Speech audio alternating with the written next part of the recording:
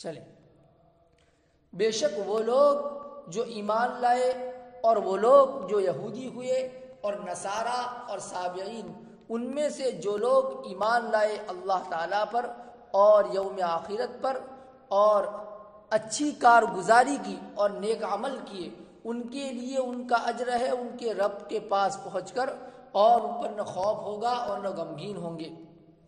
بے شک وہ لوگ جو ایمان لائے اور جو یہودی ہوئے اور نصارہ اور سابعین، ان میں سے جو ایمان لائے اللہ تعالیٰ پر اور یوم آخرت پر اور عمل صالح کیے، ان کے لیے ان کا اجر ہے ان کے رب کے پاس، اور ان پر نہ خوف ہوگا اور نہ وہ غمگین ہوں گے۔ اس آیت کے اندر، اس سے پہلی والی آیتوں کے اندر یہودیوں نے کیا کیا شرارتیں کی، یہ جب ہمارے سامنے آ گئی، اب سامعین کو یا خود یہودیوں کو یہ شبہ ہو سکتا ہے کہ ہم نے ایسے ایسے کرتوت کیے ہیں، اب اگر ہم ایمان بھی لاوے تو پتہ نہیں ہمارا ایمان قبول کیا جاوے کہ نہ کیا جاوے، سمجھ میں آیا؟ تو اللہ تعالیٰ نے فرمایا کہ ہمارے وہاں کوئی تخصیص نہیں ہے، سمجھ میں آیا؟ چاہے ایمان والے ہو، یہودی ہو، نصارہ ہو، سابعین ہو، ان میں سے جو بھی اللہ تعالیٰ پر اور یوم آخرت پر ایمان بھی لاوے، یعنی عقائد کے اعتبار سے جن جن چیزوں پر ایمان لانا ضروری ہے تمام چیزوں پر ایمان بھی لے آوے، اور ساتھ میں ایمان لانے کے بعد جن اعمال کے کرنے کا اللہ تعالیٰ نے حکم دیا ہے، اچھی کارگزاری کرے، اچھے اعمال کرے، تو ان کو ان کا اجر ان کے رب کے پاس جا کر ان کا حق الخدمت اور ان کا اجر ملے گا، اس میں کسی کی تخصیص نہیں ہے، اور وہ لوگ وہاں جانے کے بعد ان پر نہ خوف ہوگا اور نہ وہ غمگین ہوں گے، سمجھ میں آیا؟ تو ایک تو یہ بیان کیا ہے کہ اس سے پہلی والی آیتوں کے اندر یہودیوں نے جو جو شرارتیں کی تھی، سمجھ میں آیا؟ تو اللہ تعالیٰ نے ان کے اوپر اللہ تعالیٰ کی طرف سے پھٹکار آئی۔ اب کسی کو، یہودیوں کو یا دوسرے سامعین کو یہ شبہ ہو سکتا ہے کہ اب اتنی سارے کرتوت کیے ہیں، برے کام کیے، پتہ نہیں اب ایمان لے آوے تو ان کا ایمان قبول بھی ہو کہ نہ ہو، تو اللہ تعالیٰ اس میں اس شبہ کا جواب دے کہ نہیں، چاہے ایمان والے ہو یا یہودی ہو، نصارہ ہو، سابعین ہو۔ اچھا، سابعین اہل کتاب کا ایک فرقہ ہے، سمجھ میں آیا؟ اس کے بارے میں جو علماء کے درمیان میں کیا ہے، اختلاف ہے۔ بعض لوگ کہتے ہیں کہ یہ کواکب پرست، آپ نے قدری میں پڑھا ہوگا، ستاروں کی عبادت کرنے والے تھے، سمجھ میں آیا؟ اور بعض لوگ کہتے ہیں، بعض علماء کا کہنا ہے، ہمارے امام صاحب کا کہنا یہ ہے کہ وہ کسی نبی کو ماننے والے تھے اور آسمانی کتاب کے مقر تھے، اس کی اقرار کرنے والے تھے، سمجھ میں آیا؟ تو سابعین ہو، جو بھی ہو، ان میں سے جو اب آخری نبی آئے تو آخری نبی پر ایمان لے آئے، اللہ تعالیٰ پر ایمان لے آئے، اللہ تعالیٰ پر ایمان لانے میں یہ بھی آ گیا، اللہ تعالیٰ نے سب رسولوں پر ایمان لانے کا حکم کیا، تو آخری نبی آئے، قاعدہ ہے کہ اگلے نبی کی شریعت چل رہی ہو، اب کوئی دوسرا نبی آئے تو اگلے نبی کی شریعت منسوخ ہو جائے گی، تو آخری نبی آئے تو اللہ تعالیٰ پر ایمان لے آئے تو گیا کہ جو ہے اس پر بھی ایمان لے آئے، محمد صلی اللہ علیہ وسلم پر بھی ایمان لے آئے، تو اور یوم آخرت پر بھی ایمان لے آئے، تو ایسے لوگوں کو اللہ تعالیٰ ان کا اجر دے گا ان کے رب کے پاس پہنچ کر، سمجھ میں آیا؟ ایک تو بات یہ بیان کی ہے۔ دوسری بات یہ بیان کی ہے کہ یہودی لوگ یوں سمجھتے تھے کہ ہم ہی اللہ تعالیٰ کے پسندیدہ ہیں، ہم ہی اللہ تعالیٰ کے پسندیدہ ہے، جو ہے لہذا آخرت کے جتنے بھی نعمتیں ملنے والی ہم کو ہی ملے گی۔ ایک یہودی ایک نسل پرست قوم ہے، یہودی جو ہے ایک نسل پرست قوم ہے، تو ایسا سمجھتے تھے، تو اللہ تعالیٰ نے جو ہے اس کو یہاں پر رد کر دیا کہ نہیں، اللہ تعالیٰ کے وہاں کوئی نسل پرستی نہیں ہے، اللہ تعالیٰ کے وہاں تو جو آدمی بھی ایمان لے آئے گا، اللہ تعالیٰ نے جن جن چیزوں پر ایمان لانے کا کہا ہے ان باتوں پر ایمان لے آئے گا، اور اس کے بعد عمل صالح کرے گا تو اللہ تعالیٰ ان کو آخرت میں جا کر ان کا اجر دیں گے۔ ارے سمجھ میں آیا؟ چلیں، تو دونوں باتیں بتلائی ہو۔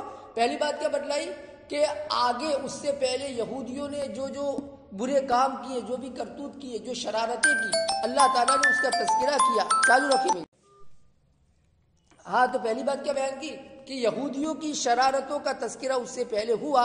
اب سامعین کو یا خود یہودیوں کی اس بات کا شبہ ہو سکتا ہے کہ ہم نے ایسے ایسے کام کیے، اب پتہ نہیں ہمارے ایمان قبول کیا جائے گا، اب بھی اگر اب ہم ایمان لے آئے تو ہمارا ایمان قبول کیا جائے گا نہیں کیا جائے گا، سمجھے؟ یہ شبہ ہو تو اللہ تعالیٰ نے اس کو ختم کیا اس آیت کے اندر کہ نہیں، ہمارے وہاں کسی کو کوئی تخصیص نہیں ہے، جو بھی اللہ تعالیٰ نے جن باتوں پر ایمان، یعنی اللہ تعالیٰ پر یوم آخرت پر ایمان لے آئے، چاہے وہ ایمان والوں میں سے ہو، یہودیوں میں سے ہو، نصارہ ہو، سابعین ہو، جو بھی اللہ تعالیٰ پر یوم آخرت پر ایمان لے آئیں گے اور عمل صالح کریں گے تو ان کے لیے ان کو اجر ملے گا. سمجھ میں آیا؟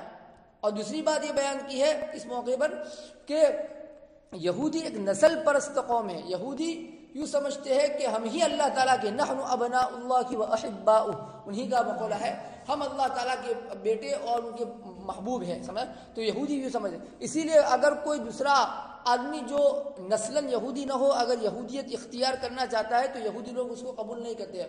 اگر قبول بھی کریں گے تو یہودیوں کو جو چیزیں ملتی ہے وہ چیزیں اس کے حقدار اس کو قرار نہیں دیں گے. برابر؟ تو یہودی یہ سمجھتے ہیں کہ ہم ہی اللہ تعالیٰ کی چاہیتے ہیں، لہذا آخرت میں ساری نعمتیں ہمیں ہی ملے گی. تو اللہ تعالیٰ نے اس آیت میں اس کی تردید کر دی کہ نہیں، اللہ تعالیٰ کے وہاں کسی کی کوئی نسل نہیں ہے، کسی کی کوئی تخصیص نہیں ہے. جو بھی اللہ تعالیٰ نے جن باتوں پر ایمان لانے کا کہا ان باتوں پر ایمان لے آتا ہے اور ساتھ میں عمل صالح کرتا ہے تو اللہ تعالیٰ آخرت کی نعمتیں اس کو دیں گے اور آخرت کے غم سے اور اس کے خوف سے اس کو نجات دیں گے. برابر؟ چلے. بے شک وہ لوگ جو ایمان لائے اور وہ لوگ جو یہودی ہوئے اور نصارہ اور سابعین، ان میں سے جو ایمان لے آوے اللہ تعالیٰ پر یوم آخرت پر اور عمل صالح کرے تو ان کے لیے ان کا اجر ہے ان کے رب کے پاس پہنچ کر، اور ان پر نہ خوف ہوگا اور نہ غمگین ہوں گے. برابر؟ اب اس میں الفاظ دیکھ لیجئے بھائی. ہادو لکھ دیجئے، کاپی رکھیے اپنے پاس. ہادو باب نصر، ہاد یہودو ہودن، یہودی ہونا. ہاد یہودو ہودن مصدر آتا ہے یہودی ہونا. نصارہ یہ جمع ہے کہ اس کا واحد نصرانیون، نصارہ کا واحد ہے نصرانیون. سابعین یہ سابعون کی جمع ہے، اس میں فاعل کا صیغہ ہے باب فتح سے آتا ہے. سبع یسبع سبعا من الشیء الی الشیء، مذہب تبدیل کرنا، ایک چیز چھوڑ کر دوسری چیز اختیار کرنا. دوسرا ترجمہ لکھا ہے مذہب تبدیل کرنا. سبع یسبع سبعا من الشیء الی الشیء. برابر؟ اس کا ایک ترجمہ تو ایک چیز چھوڑ کے دوسری چیز اختیار کرنا. دوسرا ترجمہ مذہب تبدیل کرنا، مذہب تبدیل کرنا. برابر؟ چلیے آگے. یحزنون یہ تو بار بار آتا ہے نا، حزین یحزن، حزنا و حزنا، دو مصدرات ہیں. غمگین ہونا، حزین یحزن حزنا و حزنا. چلیے. وَإِذْ أَخَذْنَا مِيثَاقَكُمْ وَرَفَعْنَا فَوْقَكُمُ الطُّورَ خُذُوا مَا آتَيْنَاكُمْ بِقُوَّةٍ وَاذْكُرُوا مَا فِيهِ لَعَلَّكُمْ تَتَّقُونَ ثُمَّ تَوَلَّيْتُم مِّن بَعْدِ ذَلِكَ فَلَوْلَا فَضْلُ اللَّهِ عَلَيْكُمْ وَرَحْمَتُهُ لَكُنتُم مِّنَ الْخَاسِرِينَ. وہ وقت یاد کرو جبکہ ہم نے تم سے عہد و پیمان لیا اور ہم نے کوہ طور کو تمہارے اوپر بلند کیا اور کہا، یہ کہا معذوب ہے، کہ تم لو یعنی قبول کرو اس کتاب کو جو ہم نے تم کو دی ہے. اور ہم نے کہا کہ تم قبول کرو اس کتاب کو جو ہم نے تم کو دی ہے قوت کے ساتھ، مضبوطی کے ساتھ تھام لو. یہ ترجمہ کرو، مضبوطی کے ساتھ تھام لو. خودو کا پکڑو یعنی تھام لو. تم مضبوطی کے ساتھ تھام لو اس کتاب کو جو ہم نے تم کو دی ہے، اور تم یاد کرو ان احکامات کو، یاد رکھو ان احکامات کو جو اس کتاب میں ہے تاکہ تم متقی ہو جاؤ. واپس ترجمہ. وہ وقت یاد کرو جبکہ ہم نے تم سے عہد و پیمان لیا، ہم نے تم کو قول و قرار لیا. وہ وقت یاد کرو جبکہ ہم نے تم سے قول و قرار لیا اور ہم نے تمہارے اوپر کوہ طور کو بلند کیا، اور ہم نے تمہارے اوپر کوہ طور کو بلند کیا اور کہا کہ تم مضبوطی سے تھام لو اس کتاب کو جو ہم نے تم کو دی ہے. ہم نے کہا کہ تم مضبوطی سے تھام لو اس کتاب کو. تھام لو خودو کا ترجمہ، تھامنا یعنی وہی پکڑنا. تم مضبوطی سے تھام لو اس کتاب کو جو ہم نے تم کو دی ہے اور یاد رکھو ان احکامات کو جو اس میں ہے تاکہ تم مستقل ہو جاؤ. پھر تم اس کے بعد پھر گئے. ثم تولیتم من بعد ذلک، اس کے بعد یعنی قول و قرار لینے کے بعد پھر تم پھر گئے. پھر اس کے بعد یہ قول و قرار لینے کے بعد تم پھر گئے. اور اگر تم پر اللہ تعالیٰ کا فضل اور اس کی مہربانی نہ ہوتی تو تم خسارہ اٹھانے والے لوگوں میں سے ہو جاتے، تو تم تباہ ہو جاتے. ایک ترجمہ بھی لکھا ہے.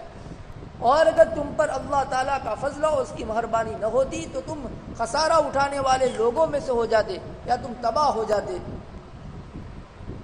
اب اللہ تعالیٰ یہاں پر اس آیت میں فرماتے ہیں کہ جب موسیٰ علیہ السلام بنی اسرائیل کے کہنے پر پہلی مرتبہ جب تورات لے کر آئے، چلا کاٹ کر آئے تھے اور تورات لے کر آئے تھے، تو بنی اسرائیل نے یوں کہا تھا کہ پتہ نہیں اللہ کا کلام ہے کہ نہیں ہے، ہم اس وقت تک نہیں مانیں گے جب تک اللہ تعالیٰ خود ہمیں نہ کہہ لے کہ میرا کلام ہے اس پر عمل کرو. چنانچہ موسیٰ علیہ السلام نے کہا کہ 70 آدمی کا انتخاب کرو، چنانچہ 70 آدمیوں کو منتخب کیا گیا اور کوہ طور پر لے جایا گیا. پھر کوہ طور پر لے جا کر اللہ تعالیٰ نے وہاں کلام سنایا. پھر دوسرا رنگ لائے تھے کہ پتہ نہیں کون بول رہا ہے، جب تک ہم اللہ تعالیٰ کو نہیں دیکھیں گے وہاں تک نہیں مانیں گے. تو پھر اللہ تعالیٰ نے بجلی گرائی اور سب مر گئے یا دوسرے قول کے مطابق بے ہوش ہو گئے. پھر موسیٰ علیہ السلام کی دعا سے پھر وہ جو ہے زندہ ہو گئے. اب جب دوبارہ وہ آئے اپنے قوم کے پاس، بنی اسرائیل کے پاس، تو انہوں نے پھر آ کر یوں کہا اپنی قوم سے، بنی اسرائیل نے کیا کہا کہ ہاں یہ کتاب اللہ تعالیٰ کی طرف سے ہے، سمجھ، لیکن ساتھ میں اپنی طرف سے ایک شوشہ ملایا. کیا ملایا؟ کہ اللہ تعالیٰ کی طرف سے ہے اور اللہ تعالیٰ نے اس پر عمل کرنے کا کہا ہے. لیکن ساتھ میں اللہ تعالیٰ نے یہ بھی کہا ہے کہ اگر کوئی حکم مشکل ہو تو اس پر عمل نہیں کرو گے، جتنا عمل کرو، یوں کہا انہوں نے، جتنا عمل کر سکو اتنا عمل کرنا، اور اگر عمل نہ کر سکو تو معاف ہے، کوئی حرج نہیں ہے. سمجھ میں آیا؟ اس طرح کہا. جب یہ تو اڑبیتری قوم تھی ہی، اب جب انہوں نے یہ جانے والوں نے یہ کہا تو اب جو بھی حکم تورات کا ان کے سامنے آتا تھا جو ہے اور اس کو مشکل سمجھتے تھے، فوراً یوں کہتے تھے کہ جو اللہ تعالیٰ نے چھوٹ دی ہے کہ اگر جتنا عمل کر سکو اتنا کرنا، نہ کر سکو تو معاف ہے، تو یہ حکم اس میں بھی ہے. یوں کر کے بہت سارے احکامات وہ چھوڑے. ارے سمجھ میں آیا؟ بنی اسرائیل نے جب یہ پہلی مرتبہ یہ بات کہی دی کہ پتہ نہیں اللہ تعالیٰ کا کلام ہے کہ نہیں ہے، تو موسیٰ علیہ السلام 70 آدمیوں کو وہاں لے گئے اور اللہ تعالیٰ نے براہ راست ان کو جو کلام سنایا اور کہا کہ ہاں میری طرف سے ہے. پھر اس کے بعد جب دوبارہ وہ یہاں اپنی قوم کے پاس لوٹ کر آئے تو انہوں نے اپنی قوم کے سامنے گواہی دی اور یوں کہا کہ اللہ تعالیٰ کی طرف سے ہے. اس ساتھ میں یہ بھی کہا کہ اللہ تعالیٰ نے یوں کہا کہ جتنا ہو سکے اتنا عمل کرنا، اگر نہ ہو سکے کسی حکم پر عمل تو کوئی حرج نہیں، معاف ہے. جب یہ کہا تو اب بہت سارے احکامات تورات کی ان کو جب تھوڑا بھی مشکل لگتا تھا تو اس کو چھوڑ دیتے تھے کہ یہ جو چھوٹ دیا اس میں یہ بھی داخل ہے. تو اللہ تعالیٰ نے اس موقع پر اللہ تعالیٰ نے جب ایسا کیا تو اللہ تعالیٰ فرماتے کہ ہم نے تمہارے اوپر کوہ طور کو بلند کیا. ارے سمجھ آیا؟ وہ وقت یاد کرو جب کہ ہم نے تم سے قول و قرار لیا تھا، یعنی وہاں پہاڑ کا بلا کر 70 آدمیوں سے قول و قرار لیا تھا کہ اس تورات کو تم نے مانگی ہے، اب دی ہے، اس پر عمل کرنا ہے. اب تم نے یاد آ کر جب اس کے اوپر عمل کرنا چھوڑ دیا تو ہم نے تمہارے اوپر کوہ طور کو بلند کیا. سمجھ میں آیا؟ اب کوہ طور بلند ہوا ان کے اوپر تو اب جو ہے دیکھا کہ تو یہ تو ابھی ہمارے اوپر گرے گا اور ہمیں ختم کر دے گا، تو فوراً وہ ماننے کے لیے تیار ہو گئے. ارے سمجھ میں آیا؟ کوہ طور پر بلند کر کے ہم نے یہ لیا کہ وہ کتاب جو ہم نے تم کو دی ہے اس کو مضبوطی سے تھامو اور اس میں جو احکامات ہیں اس کو یاد رکھو، یاد رکھو، یعنی اس کے اوپر عمل کرو تاکہ متقی ہو جاؤ. سمجھا؟ آگے اب اللہ تعالیٰ حضور کے زمانے کے یہودیوں کو کہہ رہے ہیں یہ قول و قرار کے بعد بھی تم یعنی تمہارے باپ دادا پھر گئے. اب کہہ رہے ہیں کہ اگر تم پر اللہ تعالیٰ کا فضل اور اس کی مہربانی نہ ہوتی، ابھی آخری نبی پر ایمان لانا بھی ضرور تھا، تم نہیں لائے تو یہ اللہ تعالیٰ کا فضل اور اس کی مہربانی نہ ہوتی. یعنی اس سے لکھا ہے کہ اللہ تعالیٰ نے اب محمد صلی اللہ علیہ وسلم کی برکت سے عمومی عذاب آنے سے اللہ تعالیٰ نے روک دیا ہے. کسی پر عمومی عذاب نہیں آئے گا، ایک آدھ موقع پر آ جائے بات الگ کہ باقی عمومی عذاب جو پہلی قوموں پر آتا تھا ایسا نہیں آئے گا. تو اس لیے بعض علماء نے فضل اللہ کی ورحمتہ سے آپ علیہ السلام کی ذات مراد دی ہے کہ اللہ تعالیٰ کا فضل اور اس کی رحمت یعنی محمد صلی اللہ علیہ وسلم نہ ہوتے تو تم خسارہ اٹھانے والے اور ہلاک ہو جاتے. سمجھ میں آیا؟ یہ مطلب ہے. ارے مطلب سمجھنا، ترجمہ دوبارہ سنو.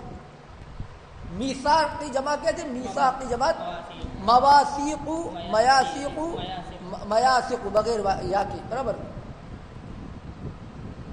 تولا تولا تولیہ کا معنی ہے پھر جانا. ٹھیک ہے. خاسرین باب سمع سے خسران مصدر آتا ہے برابر. چلے. اور وہ وقت یاد کرو جب کہ ہم نے تم سے قول و قرار لیا اور ہم نے تمہارے اوپر کوہ طور کو بلند کیا. ہم نے کہا کہ تم مضبوطی سے تھام لو اس کتاب کو جو ہم نے تم کو دی ہے اور یاد رکھو ان احکامات کو جو اس میں ہے تاکہ تم متقی ہو جاؤ. پھر اس کے بعد تم پھر گئے اور اگر تم پر اللہ تعالیٰ کا فضل اس کی مہربانی نہ ہوتی تو تم ہلاک ہو جاتے، برباد ہو جاتے یا خسارہ اٹھانے والے لوگوں میں سے ہو جاتے. وَلَقَدْ عَلِمْتُمُ الَّذِينَ اعْتَدَوْا مِنْكُمْ فِي السَّبْتِ فَقُلْنَا لَهُمْ كُونُوا قِرَدَةً خَاسِئِينَ فَجَعَلْنَاهَا نَكَالًا لِمَا بَيْنَ يَدَيْهَا وَمَا خَلْفَهَا وَمَوْعِظَةً لِّلْمُتَّقِينَ. اور تم جانتے ہو اور یقیناً تم جانتے ہی ہو ان لوگوں کو جنہوں نے تم میں سے سنیچر کے بارے میں زیادتی کی تھی، اور یقیناً تم جانتے ہی ہو ان لوگوں کو جنہوں نے تم میں سے سنیچر کے بارے میں زیادتی کی تھی. بس ہم نے ان سے کہا کہ تم ذلیل بندر ہو جاؤ، تو ہم نے ان سے کہا کہ تم ذلیل بندر ہو جاؤ۔ پھر ہم نے اس واقعے کو عبرت بنایا ان لوگوں کے لیے جو اس زمانے میں تھے اور ان لوگوں کے لیے جو بعد میں آنے والے تھے، اور نصیحت بنایا متقین کے لیے۔ پھر ہم نے اس واقعے کو عبرت بنایا نقالا، پھر ہم نے اس واقعے کو عبرت بنایا ان لوگوں کے لیے جو اس زمانے میں تھے، اور ان وما خلفہ، اور ان لوگوں کے لیے جو بعد میں آنے والے تھے، اور نصیحت بنایا متقین کے لیے۔ اور بس ترجمہ سنیں، اور یقیناً تم جانتے ہی ہو ان لوگوں کو جنہوں نے تم میں سے سنیچر کے بارے میں زیادتی کی، پس ہم نے ان سے کہا کہ تم ذلیل بندر ہو جاؤ۔ بس ہم نے اس واقعے کو عبرت بنایا ان لوگوں کے لیے جو اس زمانے میں تھے، اور ان لوگوں کے لیے جو بعد میں آنے والے تھے، اور نصیحت بنایا متقین کے لیے۔ یہ بھی حضرت داؤد علیہ السلام کے زمانے میں جو یہودی ہے ان کے زمانے کا واقعہ ہے کہ وہ لوگ دریا کے کنارے پر رہتے تھے اور مچھلیوں کا شکار کرتے تھے۔ اب اللہ تعالیٰ نے یہودیوں کے لیے یوم السبت یعنی سنیچر کا دن یہودیوں کے لیے عظمت والا دن بنایا تھا، اور اس میں جو ہے معاشی سرگرمیاں بھی روک دی تھی، یعنی سنیچر کے دن وہ شکار بھی نہیں کر سکتے ہیں، سمجھا؟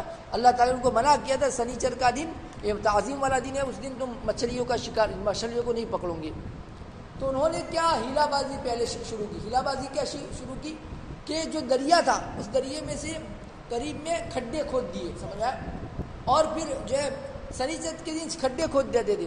اب ظاہر ہے کہ پانی اس جو ہے ندی میں سے اور دریا میں سے کھڈے میں سے جمع ہو جاتا، تو پانی کے ساتھ مچھلیاں بھی آ جاتی، تو سنیچر کے دن اس کو کچھ ہاتھ نہیں لگاتے تھے، سمجھ؟ پھر وہی کھڈوں میں جو پانی جمع ہوا ہے دوسرے پانی کے ساتھ جو مچھلیاں جمع ہوئی دوسرے دن یعنی اتوار کے دن اس کو لے لیتے تھے۔ تو یہ بھی ہلا کر کے جو ہے پکڑنا ہوا، اور سمجھ میں آیا؟ یا ایک قول یہ بھی لکھا ہے کہ سنیچر کے دن مچھلیوں کی دموں میں ڈوری باندھ دیتے تھے، پھر اس کو کسی چیز سے باندھ دیتے تھے، سمجھ میں آیا؟ پھر اتوار کے دن اس کو پکڑ لیتے تھے، سمجھ میں آیا؟ تو ابتدا میں تو اس سے ہیلا بازی کر کے انہوں نے شکار کرنا شروع کیا، پھر بعد میں تو کھلم کھلا کیا کرنا شروع کیا، انہوں نے شکار کرنا شروع کیا بغیر کسی ہیلے کے۔ ابتدا میں تو ہیلا کرنا، ہیلے میں ایک بات یہ بتائی کہ کھڈے کھود دیتے پاس میں تاکہ جب پانی جمع ہو جاتا تھا اور پانی کے ساتھ مچھلیاں بھی آ جاتی، اب دوسرے دن اس کو پکڑ لیتے تھے۔ اور ایک قول یہ بھی لکھا ہے کہ مچھلی کی دم میں ڈورا باندھ لیتے تھے، پھر اس کو کسی چیز سے باندھ لیتے تھے، سنیچر کے دن اس کو نہیں پکڑتے تھے، اتوار کے دن اس کو پکڑ لیتے تھے برابر۔ ابتدا میں تو ایسا کرتے تھے، پھر بعد میں اس کو بھی چھوڑ دیا اور کھلا کھلا اس کا شکار کرنے لگا۔ جب اللہ تعالیٰ کی ایسی صراحتاً انہوں نے نافرمانی کی تو اللہ تعالیٰ نے ان کے اوپر مسخ کا عذاب، صورتوں کے بدلنے کا عذاب، اللہ تعالیٰ نے کیا کہا؟ کونوا قردۃ خاسئین، اللہ تعالیٰ نے ان کو حکم دیا کہ ذلیل بندر ہو جاؤ، چنانچہ ان کے جو جوان تھے وہ کیا ہو گئے؟ بندر ہو گئے، سمجھ میں آیا؟ اور ان کے جو بوڑھے تھے وہ سور ہو گئے، ان کے بوڑھے کیا ہو گئے؟ سور ہو گئے۔ ارے سمجھ میں آیا؟ تفصیل میں یہ بھی لکھا ہے کہ ان میں جو علماء اور صلحاء تھے بنی اسرائیل میں، جب ان لوگوں نے کھلم کھلا اس طریقے پر شکار کرنا شروع کیا تو ان میں جو علماء اور صلحاء تھے انہوں نے ان کو روکا، ان کے نافرمان لوگوں کو روکا، تو وہ نہیں رکی، تو وہ لوگ ان لوگوں نے ان سے جو ہے برادرانہ تعلقات ختم کر دیے اور الگ جگہ پر جا کر وہ دو جگہ الگ الگ کر دی، فرما بردار اور علماء اور صلحاء الگ جگہ پر رہنے لگے اور یہ دوسری جگہ پر رہنے لگے۔ اب ایک دن علماء اور صلحاء نے دیکھا کہ اس طرف کی بستی میں جہاں نافرمان لوگ رہتے تھے، یہ مچھلیوں کا شکار کرتے تھے، ان کی طرف سے کوئی آواز نہیں، تو وہاں جا کر دیکھا تو وہ سب بندر اور سور بن کے بیٹھے ہیں، اور وہ لوگ اپنے رشتہ داروں کو پہچانتے تھے۔ ارے سمجھ میں آیا؟ لیکن اب حضور سے پوچھا گیا کہ یہ بندر اور سور ابھی دنیا میں وہی ہے کہ نہیں؟ اللہ تعالیٰ کا قاعدہ ہے کہ جب اللہ تعالیٰ کسی قوم پر مسخ کا عذاب یعنی صورتوں کے بدلنے کا عذاب نازل کرتے ہیں تو جو ہے 3 دن کے بعد وہ لوگ مر جاتے ہیں، لہذا وہ لوگ مر گئے۔ ابھی جو دنیا میں بندر اور سور ہے وہ نہیں ہے، سمجھ آیا؟ وہ تو مستقل جو جانور ہے، سمجھ آیا؟ اللہ تعالیٰ فرماتے ہیں اس واقعے کو، یہ عبرتناک واقعے کو ہم نے اس زمانے کے جو لوگ تھے، اس زمانے یعنی ان کے معاصرین تھے اور بعد میں آنے والے، ان میں فرما بردار جو تھے ان کے لیے کیا عبرت بنایا کہ وہ اس کو دیکھ کر توبہ کر لے، اپنے اگلی گناہوں سے توبہ کر لے۔ اور جو متقی لوگ تھے، جو اللہ تک کے فرما بردار لوگ تھے، نافرمانوں کے لیے تو اس کو واقعی عبرت بنایا کہ وہ اپنی گناہ سے توبہ کرے، اور فرما بردار اور متقین لوگ تھے ان کے لیے کیا نصیحت بنایا کہ وہ اپنے ایمان پر قائم رہے، وہ اپنے ایمان پر برقرار رہے۔ برابر؟ اب الفاظ دیکھ لیجئے۔ قردۃ کے معنی ہے بندر، اس کی جمع ہے قردن، اس کی جمع ہے قردن، اور قردن کی جمع بتلائی ہے اقرادن قرودن، تو قردتن یہ واحد ہے، اس کی جمع قردن، اور قردن کی جمع بتے اقرادن قرودن. برابر یاد رکھنا بھائی. خاسئین باب فتح سے ہے، خسأ یخسأ خسأن کے معنی ہے ذلیل ہونا، دھتکارا ہوا ہونا. خسأ یخسأ خسأن باب فتح سے، خسأ یخسأ خسأن ذلیل ہونا، دھتکارا ہوا ہونا، ذلیل ہونا، دھتکارا ہوا ہونا. برابر. نکالن، نکالن کے معنی ہے عبرت ناک سزا، اس کی جمع ہے انکالن. نکالن کے معنی ہے عبرت ناک سزا، اس کی جمع ہے انکالن. برابر. چلے. اور یقیناً تم جانتے ہی ہو ان لوگوں کو جنہوں نے تم میں سے سنیچر کے بارے میں زیادتی کی، پس ہم نے ان سے کہا کہ تم ذلیل بندر ہو جاؤ. پھر ہم نے اس واقعے کو عبرت بنایا ان لوگوں کے لیے جو ان کے زمانے میں تھے، اور ان لوگوں کے لیے جو پیچھے آنے والے تھے، اور نصیحت بنایا متقین کے لیے. سمجھا؟ ارے جو نافرمان تھے ان کے لیے کیا عبرت بنایا کہ وہ اگلے توبہ اگلے گناہ سے توبہ کر لے، اور فرما برداروں کے لیے کیا بنایا؟ نصیحت بنایا کہ اپنے ایمان پر برقرار رہے. چلے.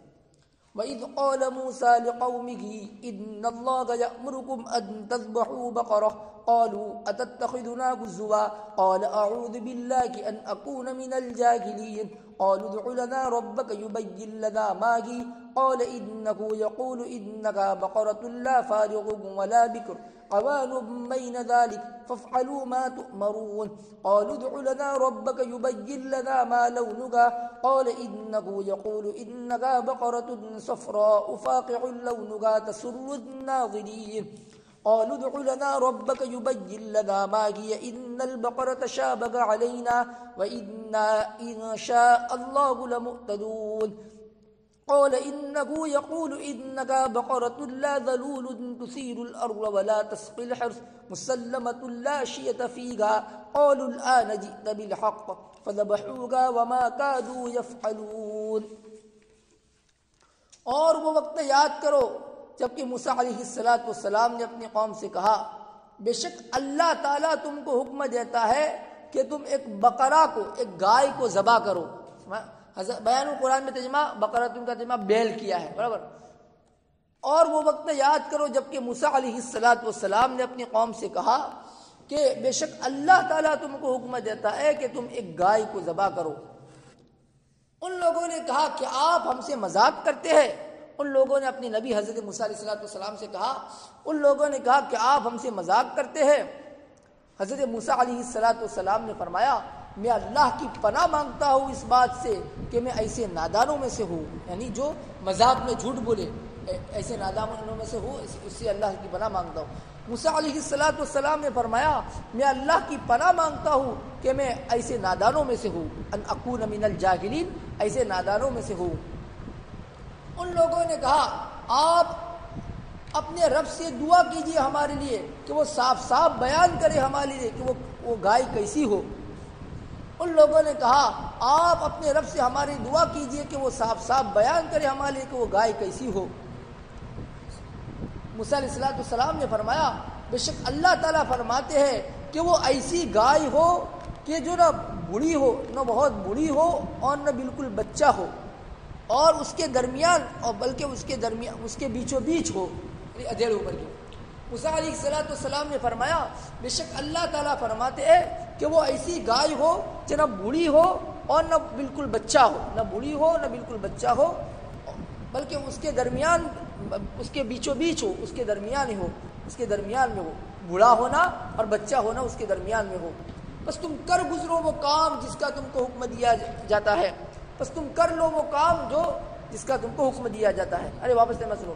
اور وہ وقت یاد کرو جبکہ موسیٰ علیہ السلام نے اپنی قوم سے کہا بے شک اللہ تعالیٰ تم کو حکم دیتا ہے کہ تم ایک گائے کو ذبح کرو. انہوں نے کہا کہ آپ ہم سے مذاق کرتے ہیں. موسیٰ علیہ السلام نے فرمایا میں اللہ کی پناہ مانگتا ہوں کہ میں ایسی نادانی کرنے والوں میں سے ہوں. ان لوگوں نے کہا آپ اپنے رب سے ہماری دعا کیجئے کہ وہ صاف صاف بیان کرے ہمارے لیے کہ وہ گائے کیسی ہو، اس کے اوصاف کیسے ہو.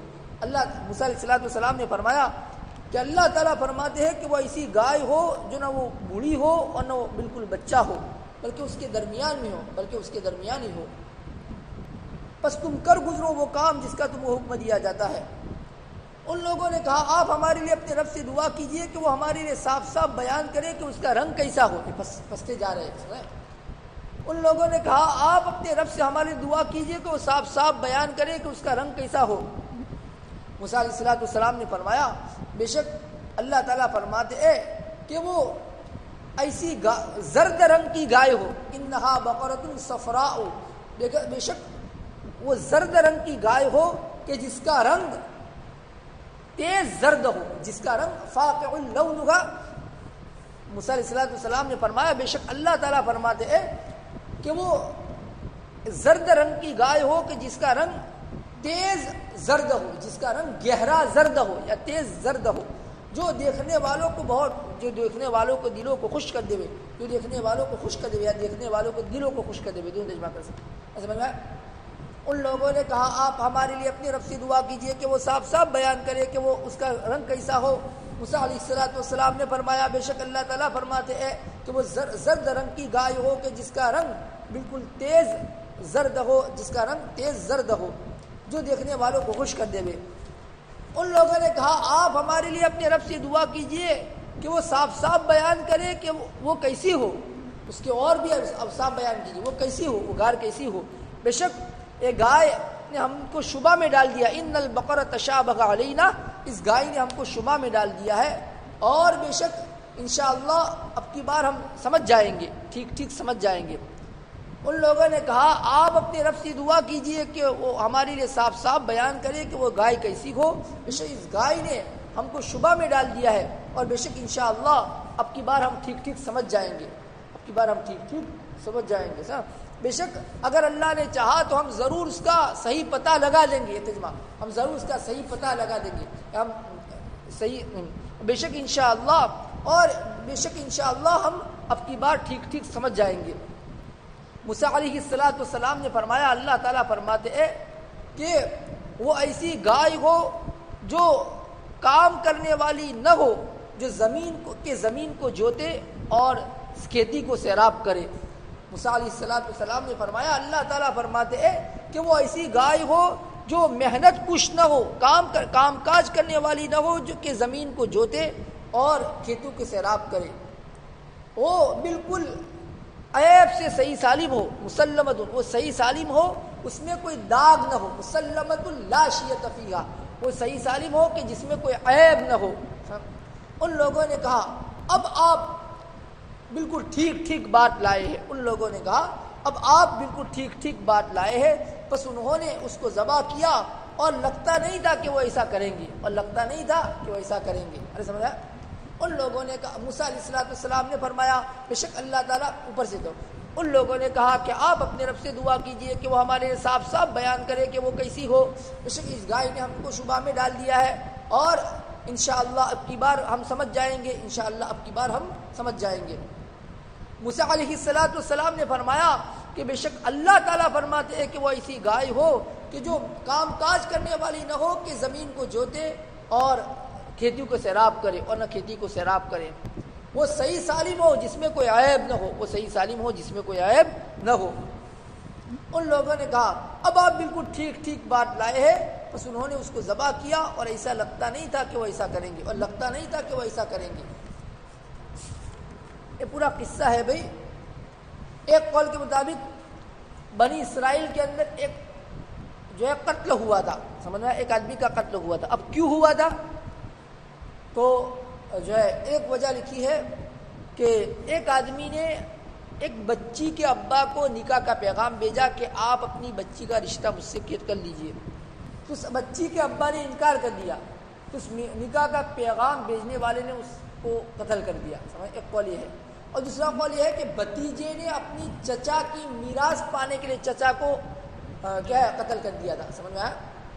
اب وہی بھتیجا موسیٰ علیہ السلام کے پاس جو ہے کھوٹا کھوٹا روتا ہوا آیا کہ بھئی میرے چچا کو کسی نے قتل کر دیا، لہذا اس کا قاتل بتاؤ۔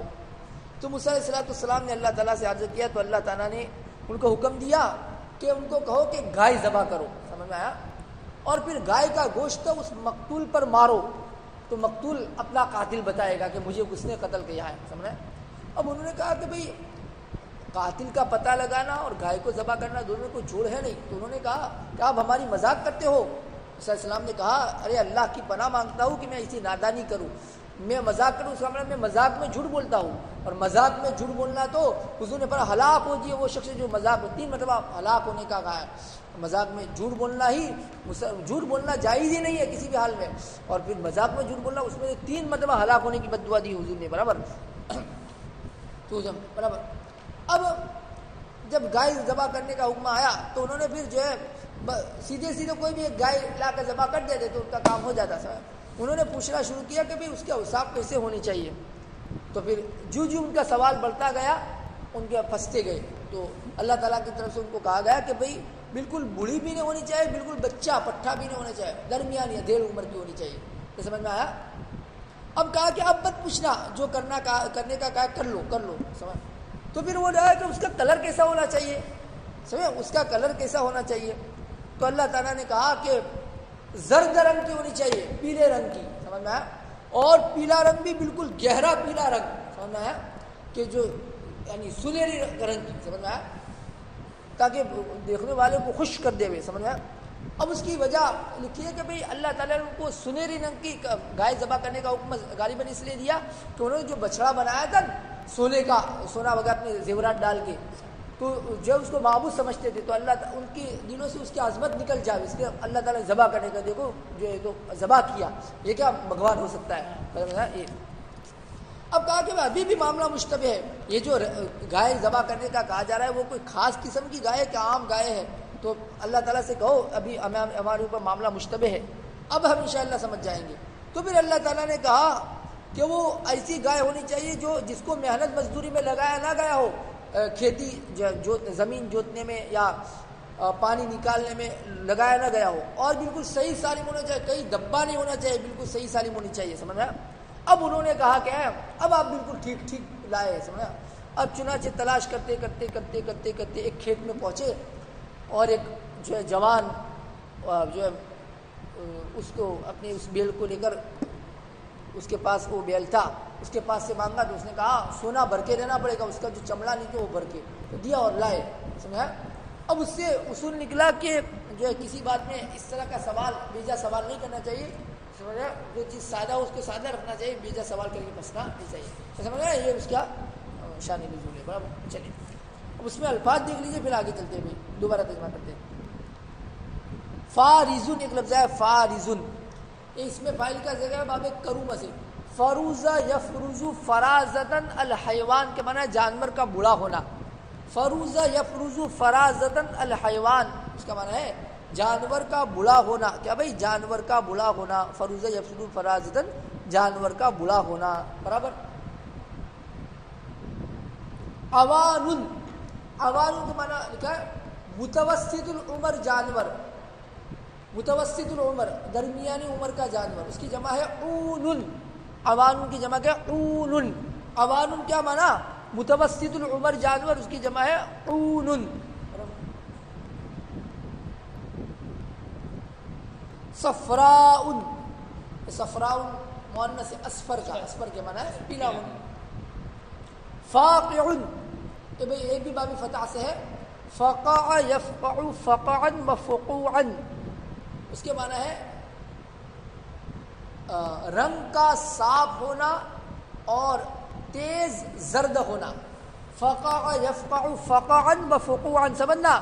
فقع یفقع فقعا وفقوعا, رنگ کا صاف ہونا اور تیز زرد ہونا. تسر, سر سر سرور کا خوش کرنا, باب نصر سے آتا ہے. ذلول کے معنی ہے سدایا ہوا, قابو میں کیا ہوا. ذلول سدایا ہوا, قابو میں کیا ہوا. اس کی جمع آتی ہے دلول, بغیر واو کے دلول. ذلول کے معنی سدایا ہوا, قابو میں کیا ہوا, اس کی جمع دلول. تثیر, اثار یثیر اثارتن الارض کے معنی زمین کو جوتنا. سقا یسقی, سقیم کے معنی سیراب کرنا. شیعتن, شیعتن کے معنی علامت دبا داغ, اس کی جمع ہے شیاہن, شیاتن. اس کا یہ مادہ وشیون ہے, اس کا مادہ وشیون ہے. وشا یشلی وشین کے معنی ہے عیبدار ہونا باب ضرب سے، تو اس کا مادہ وشیون ہے، سمجھ میں آیا؟ شیعتن، برابر، شیعتن کی جمع کیا ہے؟ شیعاتن، علامت، دبا، داغ وغیرہ، برابر۔ چلیے دوبارہ ترجمہ سنو، آخری آیت کا پھر دوبارہ پہلے سے پڑھتے ہیں۔ اور وہ وقت یاد کرو جب کہ موسیٰ علیہ السلام نے اپنی قوم سے کہا بے شک اللہ تعالیٰ تم کو حکم دیتا ہے کہ تم ایک گائے کو ذبح کرو۔ انہوں نے کہا کیا آپ ہم سے مذاق کرتے ہیں؟